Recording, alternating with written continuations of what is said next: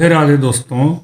आज हम सालग्राम शिला के पूजन के महत्व के बारे में जानेंगे। कार्तिकेय जी ने कहा, भगवान आप योगियों में श्रेष्ठ हैं। मैंने आपके मुख से सब धर्मों का श्रवण किया। प्रभो अब सालग्राम पूजन की विधि का विस्तार के साथ वर्णन कीजिए।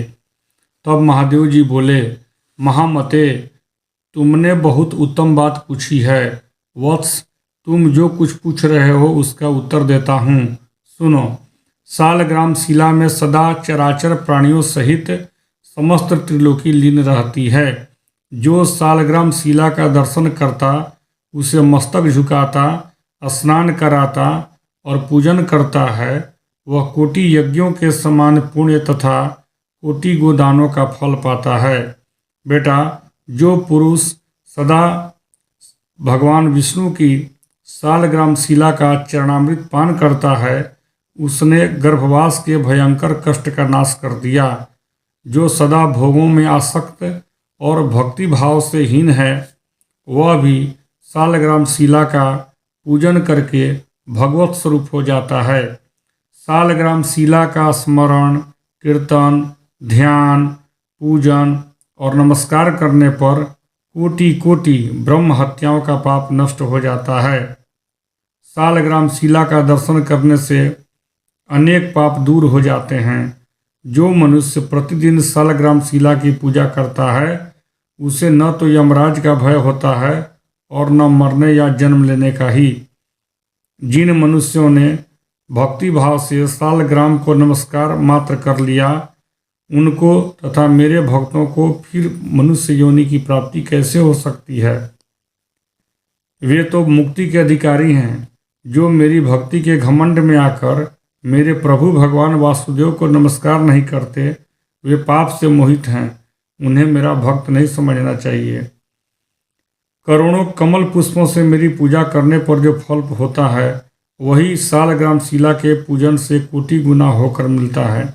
जिन लोगों ने मर्तलोक में आकर सालग्राम शिला का पूजन नहीं किया, उन्होंने न तो कभी मेरा पूजन किया और न नमस्कार ही किया। जो सालग्राम शिला के अग्रभाग में मेरा पूजन करता है, उसने मानो लगातार 21 युगों तक मेरी पूजा कर ली। जो मेरा भक्त होकर वैष्णव पुरुष का पूजन नहीं करता, वह मुझसे द्वेष रखने वाला है। उसे तब तक के लिए नरक में रहना पड़ता है जब तक कि 14 इंद्रों की आयु समाप्त नहीं हो जाती। जिसके घर में कोई वानप्रस्थी, वैष्णव अथवा सन्यासी 2 घड़ी भी विश्राम करता है, उसके पितामह 8 युगों तक अमृत भोजन करते हैं। सालग्राम शिला से प्रकट हुए लिंगों का एक बार भी पूजन करने पर मनुष्य योग और सांख्य से रहित होने पर भी मुक्त हो जाते हैं। मेरे कोटि कोटि लिंगों का दर्शन, पूजन और स्तवन करने से जो फल मिलता है, वह एक ही सालग्राम शिला के पूजन से प्राप्त हो जाता है। जो वैष्णव प्रतिदिन 12 सालग्राम शिलाओं का पूजन करता है, उसके पुण्य का वर्णन सुनो।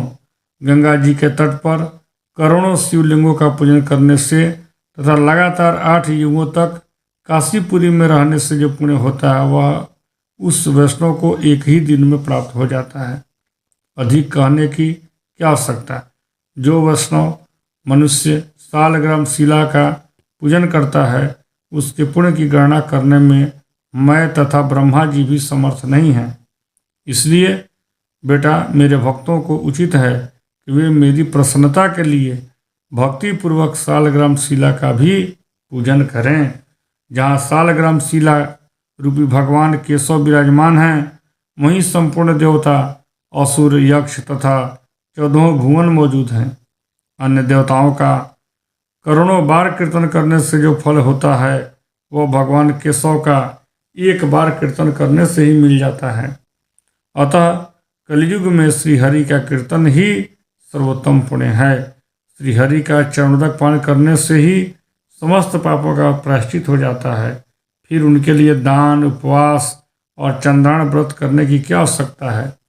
बेटा स्कंद, अन्य सभी शुभ कर्मों के फलों का माप है, किंतु सालग्राम शिला के पूजन से जो फल मिलता है, उसका कोई माप नहीं।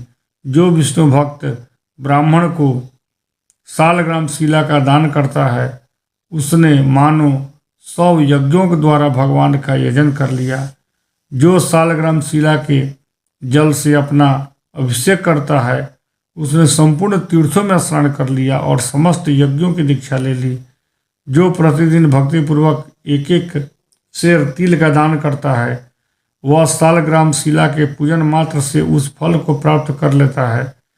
सालग्राम शिला को अर्पण किया हुआ थोड़ा सा पत्र, पुष्प, फल, जल, मूल और दूर्वा दल भी मेरू पर्वत के समान महान फल देने वाला होता है। जहाँ सालग्राम शिला होती है वहाँ भगवान श्री हरि विराजमान रहते हैं।